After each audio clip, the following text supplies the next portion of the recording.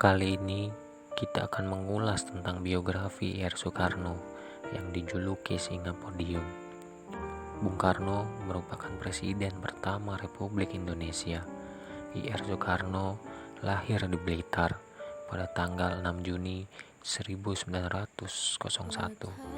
Selain dikenal sebagai sang proklamator di era masa jabatannya sebagai presiden, ia pun mendapat julukan Founding Father.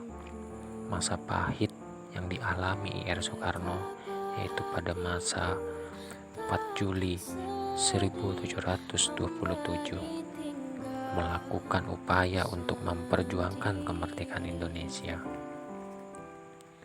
Hal itu membuat pemerintah Belanda memenjarakan Soekarno di penjara Sukamiskin, Jawa Barat. Pada tahun 1930, Soekarno memberi pembelaan yang berjudul Indonesia Menggugat. Pembelaan itu membuat Belanda semakin murka. Namun, upaya itu tak membuat perjuangan Soekarno berhenti.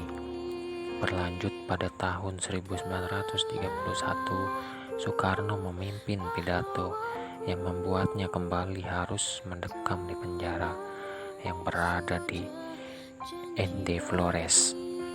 4 tahun kemudian dipindahkan ke Bengkulu. Dan setelah masa penjajahan Belanda berkelanjutan pada era penjajahan Jepang yang sempat berjanji untuk memerdekakan Indonesia.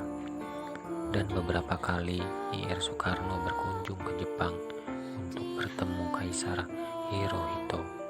Namun upaya yang dilakukan Soekarno tidak sesuai keinginan pemuda tanah air, karena mereka ingin kemerdekaan Indonesia diproklamasikan secepatnya. Kemudian pada tanggal 16 Agustus 1945, Ir Soekarno dan Muhatta diculik di suatu daerah Rangkas Dengklok oleh kelompok pemuda untuk dijauhkan dari pengaruh Jepang, hingga akhirnya